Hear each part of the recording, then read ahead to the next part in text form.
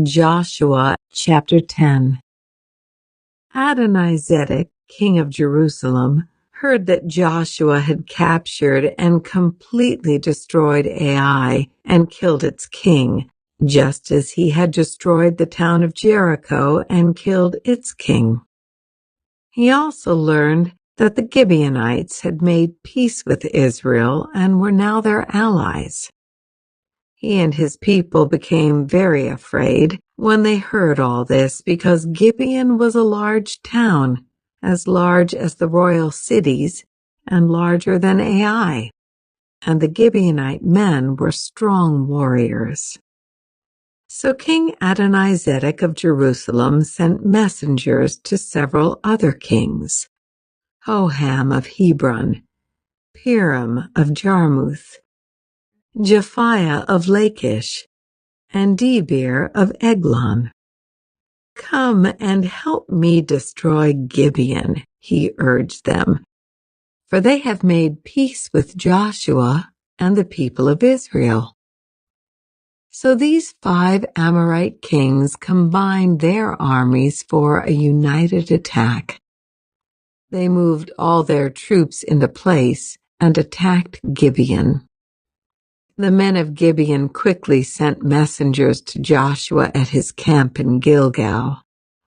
"Don't abandon your servants now," they pleaded. "Come at once. Save us. Help us, for all the Amorite kings who live in the hill country have joined forces to attack us." So Joshua and his entire army, including his best warriors, left Gilgal and set out for Gibeon. "Do not be afraid of them," the Lord said to Joshua, "for I have given you victory over them. Not a single one of them will be able to stand up to you." Joshua traveled all night from Gilgal and took the Amorite armies by surprise. The Lord threw them into a panic, and the Israelites slaughtered great numbers of them at Gibeon. Then the Israelites chased the enemy along the road to Beth-horon, killing them all along the way to Azekah and Makkedah. As the Amorites retreated down the road from Beth-horon, the Lord destroyed them with a terrible hailstorm from heaven that continued until they reached Azekah. The hail killed more of the enemy than the Israelites killed with the sword. On the day the Lord gave the Israelites victory over the Amorites, Joshua prayed to the Lord in front of all the people of Israel. He said, "Let the sun stand still over Gibeon, and the moon over the valley of Ajalon." So the sun stood still, and the moon stayed in place until the nation of Israel had defeated its enemies. Is this event not recorded in the book of Jasher? The sun stayed in the middle of the sky, and it did not set as on a normal day. There has never been a day like this one before or since, when the Lord answered such a prayer. Surely the Lord fought for Israel that day. Then Joshua and the Israelite army returned to their camp at Gilgal. During the battle, the 5 kings escaped and hid in a cave at Makkedah. When Joshua heard that they had been found, he issued this command: "Cover the opening of the cave with large rocks and place guards at the entrance to keep the kings inside. The rest of you continue chasing the enemy and cut them down from the rear. Don't give them a chance to get back to their towns, for the Lord your God has given you victory over them." So Joshua and the Israelite army continued the slaughter and completely crushed the enemy. They totally wiped out the 5 armies except for a tiny remnant that managed to reach their fortified towns. Then the Israelites returned safely to Joshua in the camp at Makkedah. After that, no one dared to speak even a word against Israel.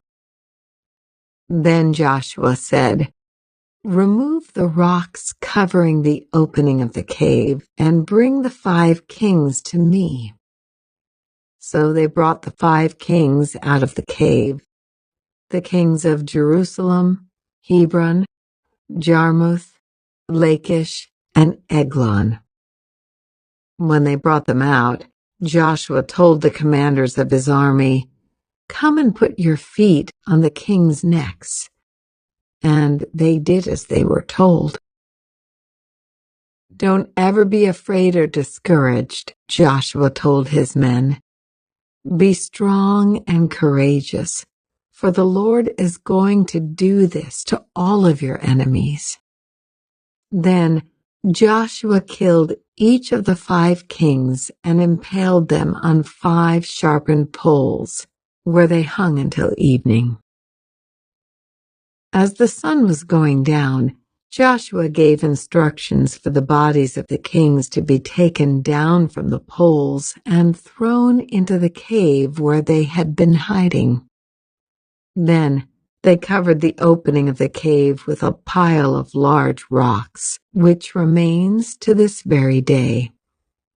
That same day, Joshua captured and destroyed the town of Makkedah. He killed everyone in it, including the king, leaving no survivors. He destroyed them all, and he killed the king of Makkedah as he had killed the king of Jericho. Then Joshua and the Israelites went to Libnah and attacked it. There, too, the Lord gave them the town and its king. He killed everyone in it, leaving no survivors. Then Joshua killed the king of Libnah as he had killed the king of Jericho. From Libnah, Joshua and the Israelites went to Lachish and attacked it. Here again, the Lord gave them Lachish. Joshua took it on the 2nd day and killed everyone in it, just as he had done at Libnah. During the attack on Lachish, King Horam of Gezer arrived with his army to help defend the town, but Joshua's men killed him and his army, leaving no survivors. Then Joshua and the Israelite army went on to Eglon and attacked it. They captured it that day and killed everyone in it. He completely destroyed everyone, just as he had done at Lachish. From Eglon, Joshua and the Israelite army went up to Hebron and attacked it. They captured the town and killed everyone in it, including its king, leaving no survivors. They did the same thing to all of its surrounding villages. And just as he had done at Eglon, he completely destroyed the entire population. Then Joshua and the Israelites turned back and attacked Debir.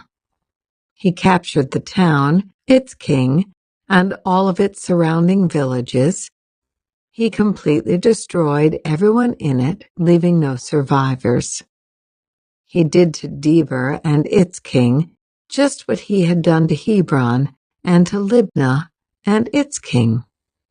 So Joshua conquered the whole region, the kings and people of the hill country, the Negev, the western foothills, and the mountain slopes. He completely destroyed everyone in the land, leaving no survivors, just as the Lord, the God of Israel, had commanded. Joshua slaughtered them from Kadesh Barnea to Gaza, and from the region around the town of Goshen up to Gibeon.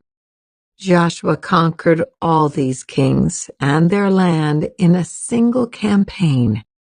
For the Lord, the God of Israel, was fighting for his people.